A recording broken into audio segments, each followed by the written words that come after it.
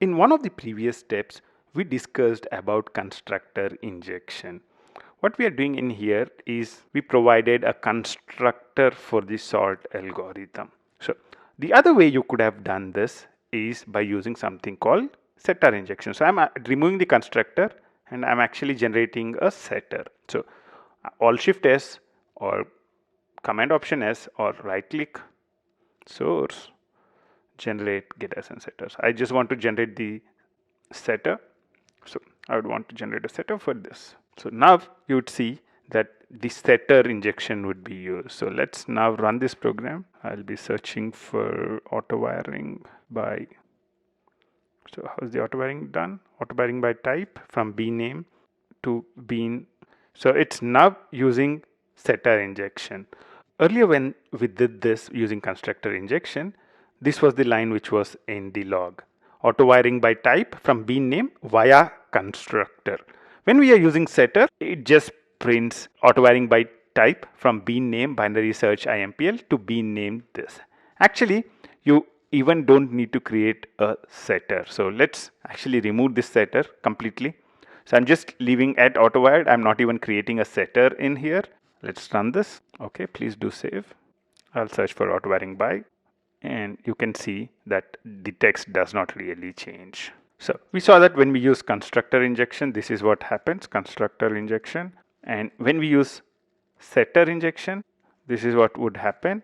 And we saw that if we just left at auto with no get setter or constructor, this is what is the log that is being printed. So these are the three options for using auto wiring: constructor, setter, and no setter or constructor. One thing you need to remember is the fact that these two are really the same. So whether you're creating a setter or not, the way Spring does the auto wiring is the same. So when people say setter injection, they would be either referring to any of these. You can even call this to be using setter injection. So if I just put auto wired here and remove the setter, this is kind of also termed to be setter injection, even though there is no setter in there. Basically, we have two options, right? Constructor injection and setter injection. So how do you choose between constructor and setter injection? Actually, the choice used to be really clear earlier. In the earlier versions of Spring, what we used to suggest to do is all mandatory dependencies should be auto-wired using constructor. For example, here, this is a mandatory dependency. Without sort algorithm, the binary search cannot work at all. So this is a mandatory dependency. If there is a dependency which it can work without, so if some dependency is not available and still the class can run, those dependencies are optional dependencies. So if you have mandatory dependencies, then the recommendation was to use constructor injection. For all other dependencies, the recommendation was to use setter injection. So if it's optional dependency, go for setter injection. Otherwise, use constructor injection. That was the recommendation with earlier versions of Spring.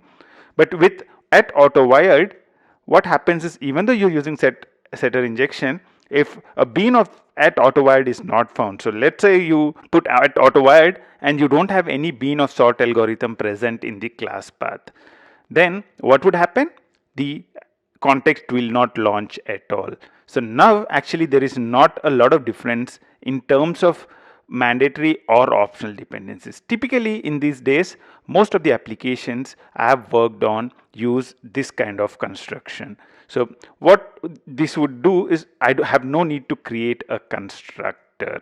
However, one drawback of this approach is that you can add a lot of dependencies. So because it's easy to now add a lot of dependencies, what people tend to do is add 5, 10, 15, 20 dependencies for a specific thing, and it would become very complex to manage. The same thing if there was a constructor injection being used, I would need to keep adding stuff to the constructor, and you'd see that the constructor has 15 arguments, which is really tough to maintain. So constructor injection kinds of makes those kind of problems very, very obvious. The setter injection kind of hides those dependencies, because all that you need to do is very simple, right? Create another dependency and just put at auto wired on top of it.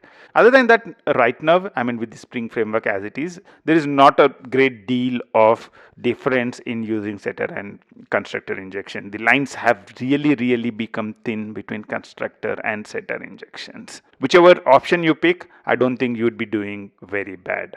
Until the next video, bye bye.